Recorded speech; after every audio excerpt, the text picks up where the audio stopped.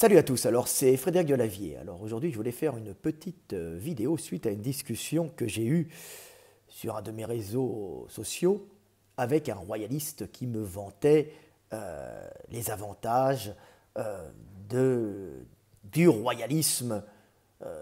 comme système politique et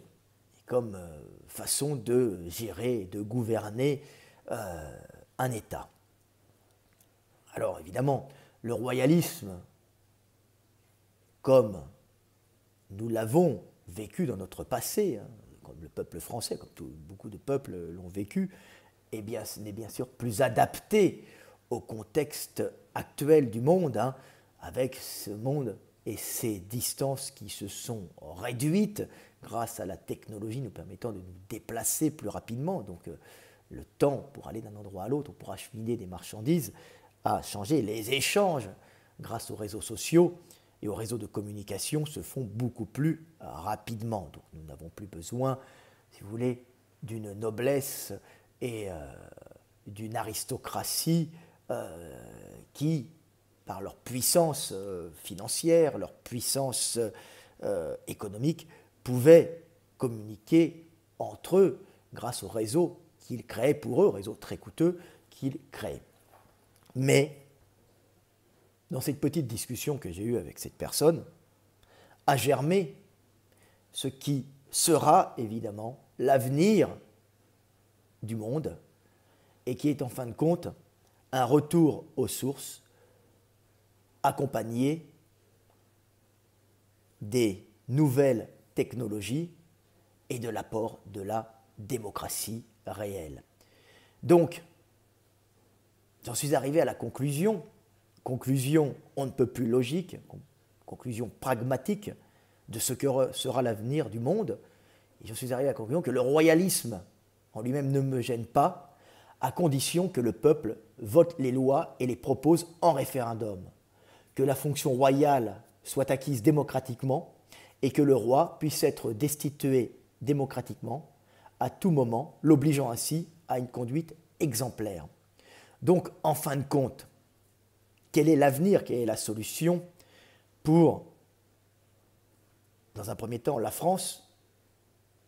et dans un second temps, le monde, car la France, par sa complexité, par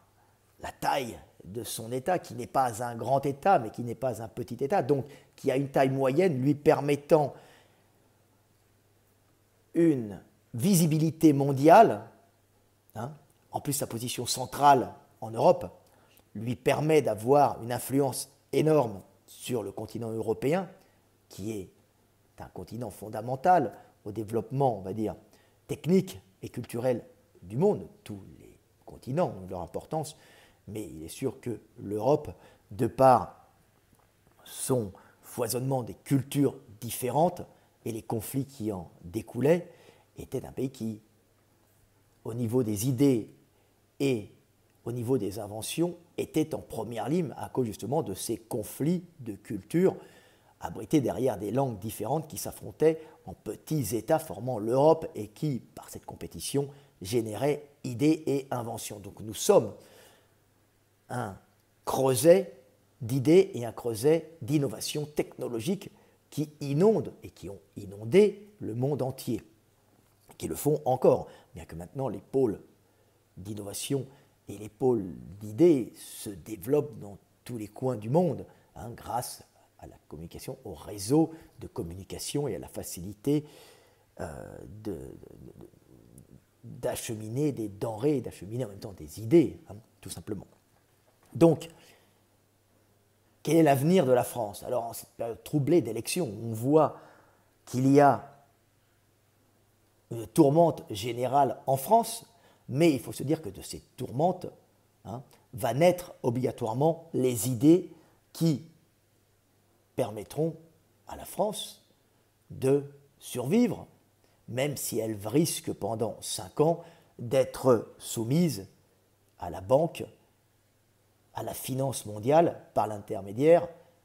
de Macron, qui est un pantin aux ordres de puissances étrangères, ou même de puissances financières, pas forcément étrangères, mais souvent étrangères, en général apatrides, c'est-à-dire sans patrie, sans réelle attachement à un lieu, à une culture, mais qui veulent mettre la main sur la puissance de production française pour l'asservir et maintenir leur puissance, donc la puissance de ces puissances financières, de ces puissances d'actionnaires, de ces puissances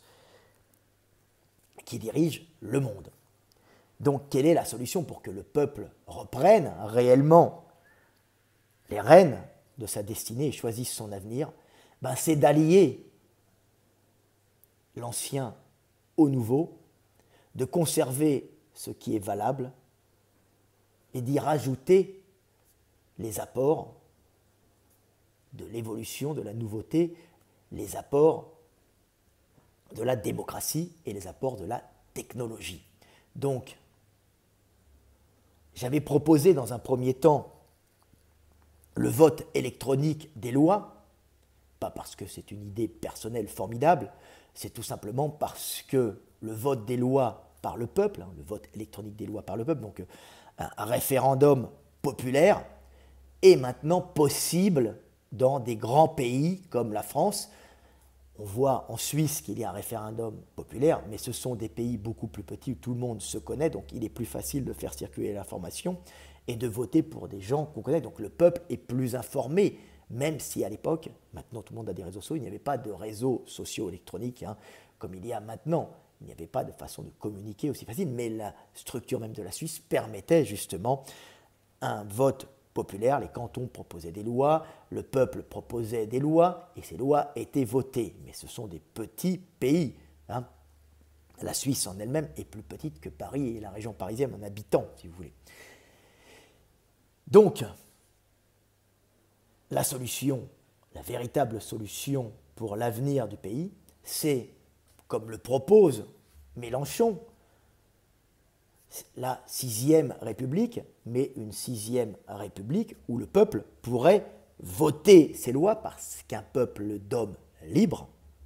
est un peuple qui ne choisit pas un monarque qui lui imposera sa façon de vivre, mais un peuple qui choisit un homme qui propose des lois et ces lois peuvent être votées par le peuple. Donc, le monarque ou le président n'a plus aucune possibilité d'être un tyran et de dominer son peuple, puisqu'en fin de compte, le peuple vote des lois qu'on lui propose. Donc, le projet de la 6e République de Mélenchon est quelque chose d'excellent. Je ne suis pas pour la politique de Mélenchon en général, pour ce qu'il propose, mais c'est parfaitement normal. Dans un État démocratique, il est parfaitement normal d'avoir plusieurs sons de cloche, plusieurs voix qui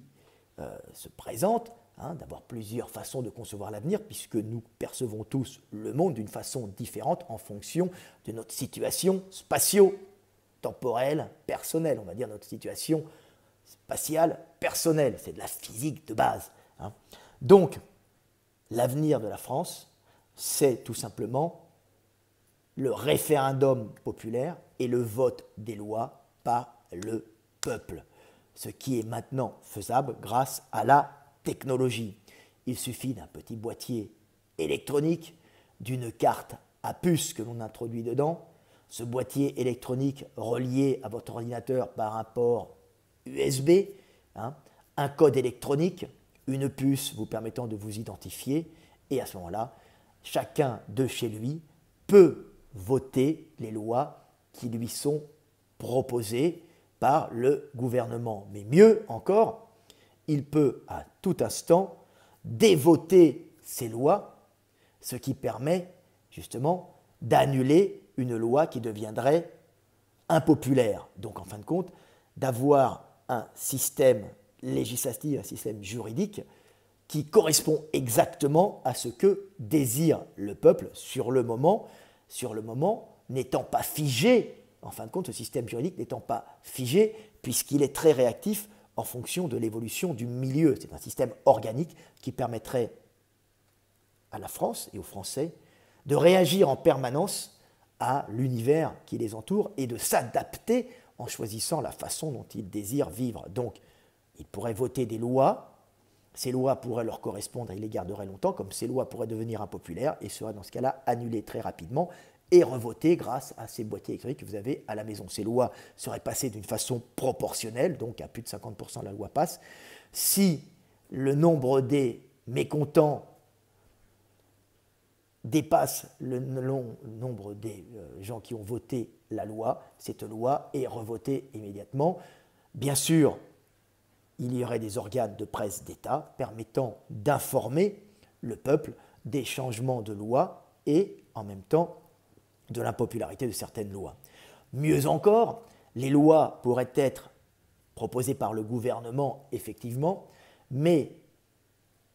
les lois pourraient être aussi proposées par le peuple sous forme de pétitions populaires, de pétitions comme, par exemple, le propose Marine Le Pen, des pétitions pour annuler ou proposer des lois. Alors elle demande 500 000 votants, on peut les mettre à 200 000. Il faut savoir que c'est un système qui est déjà à peu près mis en Allemagne avec un système dans les Länder où les Länder peuvent choisir des lois, c'est des États plus petits, donc ce n'est pas vraiment un référendum populaire, mais tous les gens se connaissant, c'est assez démocratique l'Allemagne, des lois peuvent passer dans des Länder, et dans ces Länder, dans des États allemands, des régions, et peuvent être ensuite votées au Parlement allemand pour être mises en général, appliquées en général sur le pays. Donc on voit qu'il y a quand même une possibilité pour le peuple de devenir souverain. Donc le peuple n'a plus à abdiquer devant un roi qui, en fin de compte, serait un tyran, puisque c'est lui qui obligerait le peuple à vivre sous des lois qu'il n'a pas forcément choisies. Donc, grâce à l'électronique, grâce au progrès des techniques, de la technologie, l'homme peut enfin devenir libre. Il ne devient pas libre parce qu'il le décide, il le devient car il le peut, car il a généré des outils qui, en étant détournés de leur fonction initiale, peuvent servir à d'autres fonctions. Cette fonction est la liberté de choix. Donc l'informatique, les progrès technologiques dans les ordinateurs, dans les logiciels, dans le traitement de l'information et dans le transport de l'information peuvent maintenant permettre au peuple de choisir son avenir et de ne plus laisser un groupe de personnes élues, alors c'est souvent les puissants qui sont élus car ils ont la possibilité de s'acheter ou d'acheter les réseaux sociaux, donc pas les réseaux de communication, donc les médias, donc celui qui possède les médias possède l'opinion populaire et peut se faire élire, d'où la puissance de l'argent qui est fondamentale, mais tout ça est en train de disparaître grâce aux réseaux sociaux qui ont été générés par l'informatique, par l'ordinateur, par Internet, tout simplement. Donc on voit que progressivement le peuple peut arriver à se libérer de l'emprise de la propagande des dominants, des oligarchies, qui peuvent ainsi se faire élire en lavant le cerveau d'un peuple exténué et fatigué par la mise en esclavage que fait cette oligarchie de ce peuple. Donc, l'avenir, c'est tout simplement de pouvoir voter les lois, de pouvoir proposer, le peuple peut proposer les lois, mais le peuple peut aussi dévoter ces lois, ce qui permet d'avoir une adaptation permanente au milieu changeant, milieu économique, milieu changeant, car nous sommes dans une globale planète où il y a des interactions permanentes entre les nations, où les communications vont de plus en plus vite, où les acheminements énergétiques et les déplacements d'hommes se font de plus en plus rapidement et nombreux. Donc il est important que les hommes puissent se réadapter très vite et puissent s'adapter en votant les lois, donc la façon de vivre et les règles qui régissent leur vie en fonction justement de ces changements de milieu. Tout est organique. Donc on va vers ça. Et même si Macron passe au second tour, ce qui voudrait dire que la France va rentrer dans une période d'esclavage, où en fin de compte Macron, qui est le candidat des banques, candidat de la finance internationale, a été mis en place par la puissance des médiatiques appartenant à ces banques, qui savent très bien que pour régner, il faut posséder les organes d'information et de propagande, organes d'information qui en fin de compte ne diffusent pas de la formation réelle, mais de la propagande. Ils sont en train de perdre. Mais bon, même si la France tombe pendant 5 ans avec Macron, c'est très bien parce qu'elle va s'enfoncer encore plus, générer un mécontentement général, et de ce mécontentement général va germer une colère, mais en même temps une prise de conscience, et la prise de conscience va faire que les hommes vont, en fin de compte, aller vers la liberté, vers la porte de sortie, vers la lumière que leur donne la technologie et que leur donne la possibilité de pouvoir voter ces lois. Donc l'avenir, c'est quoi? L'avenir, c'est un peuple qui pourra voter ces lois grâce au vote électronique, tout simplement. Et c'est ce vers quoi nous nous acheminons en 2022. Et l'avantage, c'est que ce système de vote électronique des lois, et ça ils le sentent très bien, va détruire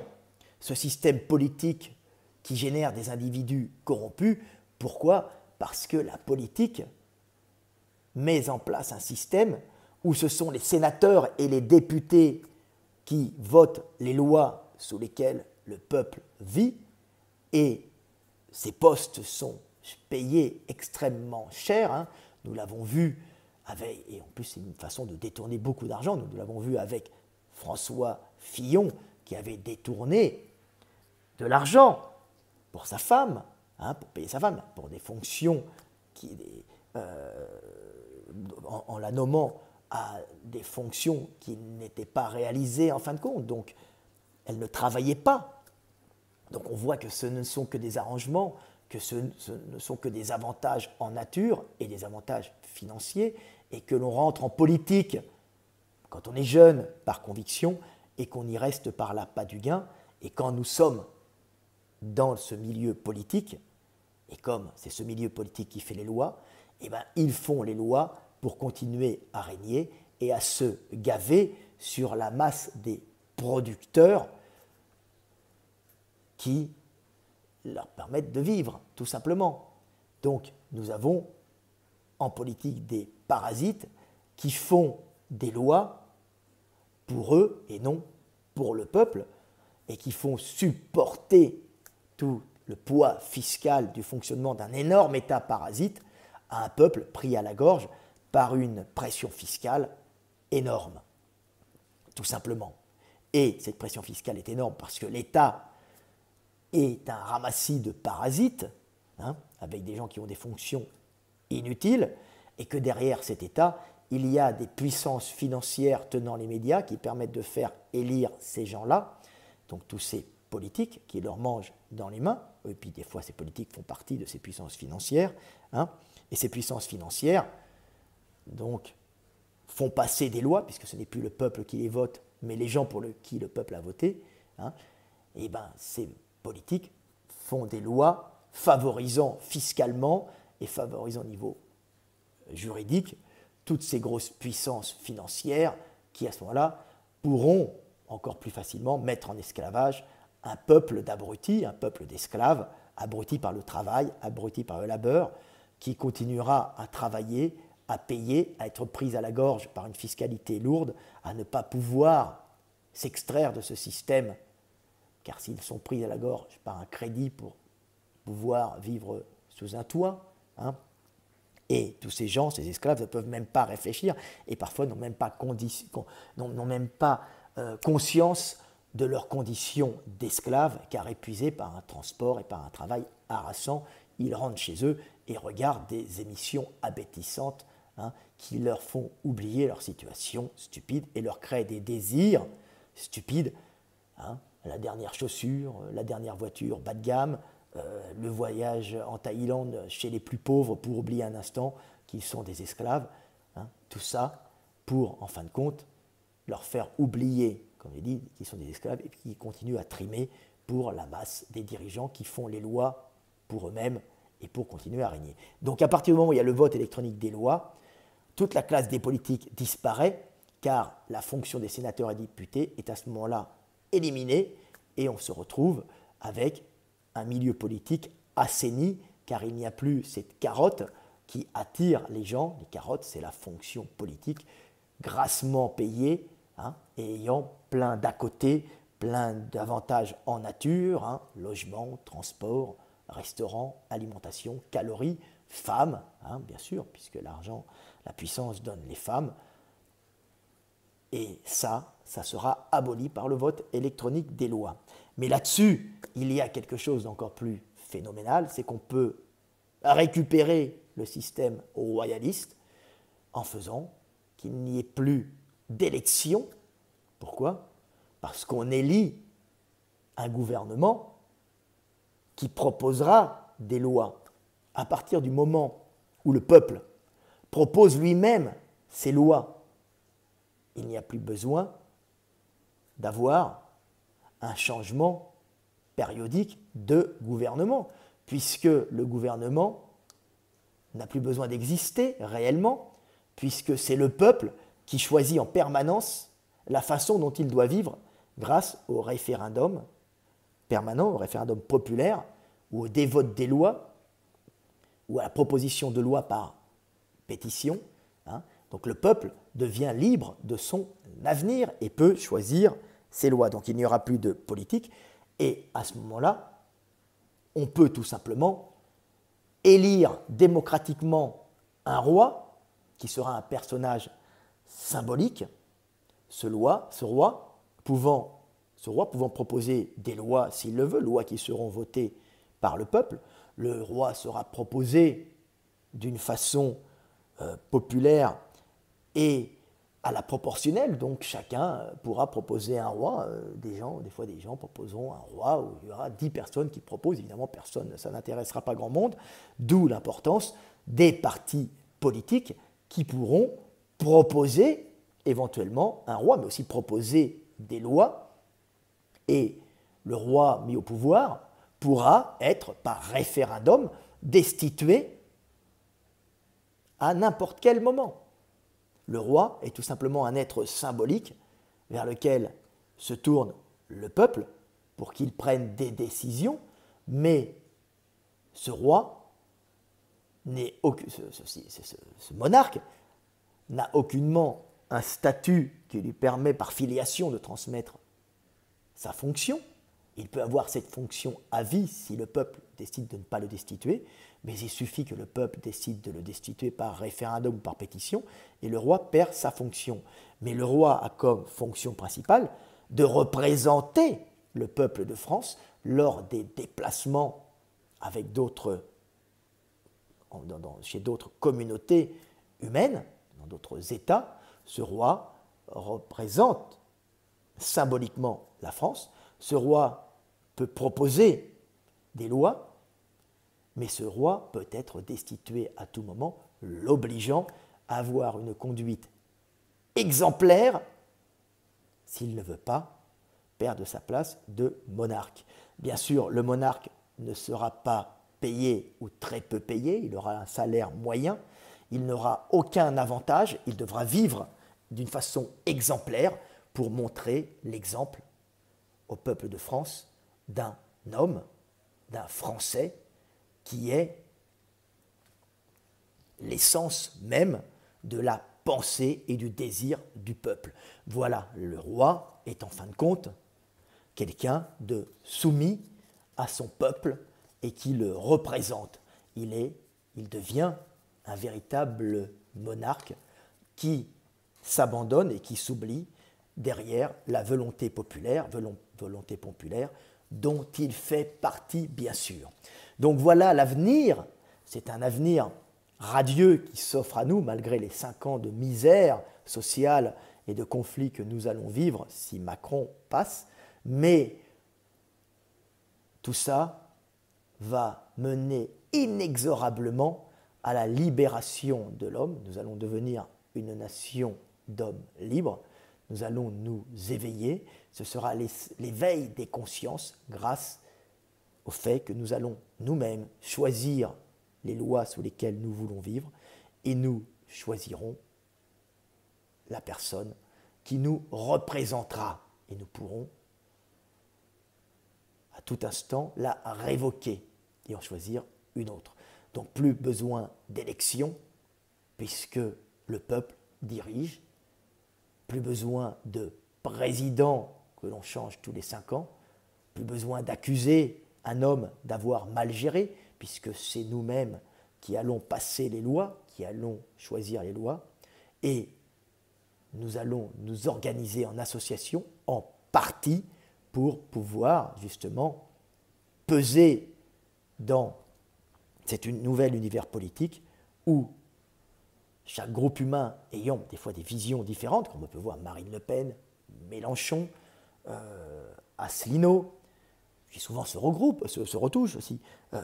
Nicolas Dupont-Aignan, il y en a bien d'autres, même, comment il s'appelle, Poutou, tous ces gens-là peuvent proposer des lois, peuvent, par référendum, et qui, si elles sont acceptées,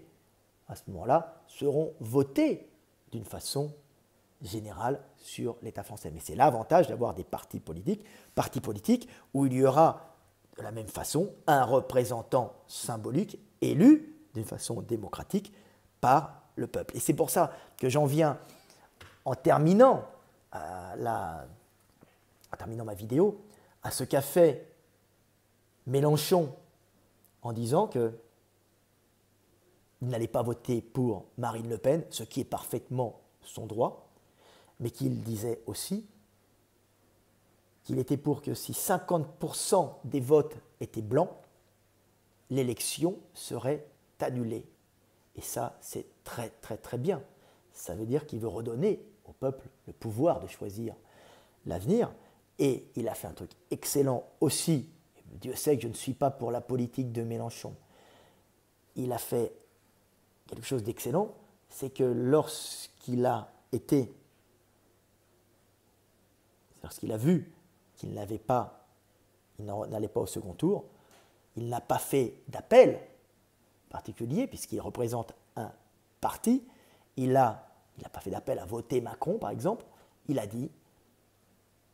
qu'au sein du parti, les gens devaient voter pour faire un appel général, de façon démocratique, à celui auquel ils voudraient se rallier, tout simplement. Et ça s'appelle la démocratie réelle. Et c'est ce que nous devons avoir. Et la démocratie réelle passe par un roi symbolique, comme je vous l'ai dit, si on n'aura plus besoin d'élire un président, puisque nous votons nos lois à chaque instant, mais nous aurons un roi à vie ou destituable à chaque instant, mais nous voterons nous-mêmes les lois sous lesquelles nous désirons vivre et nous rentrerons dans le nouvel ère du nouvel homme où nous déciderons nous-mêmes de notre avenir et nous porterons nous-mêmes les fautes et les erreurs de nos choix, mais aussi nous porterons nous-mêmes la gloire et la réussite données par nos choix. Nous deviendrons des hommes libres, assumant notre avenir et ne reportant pas sur des tyrans les fautes et les erreurs de notre gouvernance. Allez, c'était Fred Delavier, à bientôt. Vive la démocratie et vive le roi!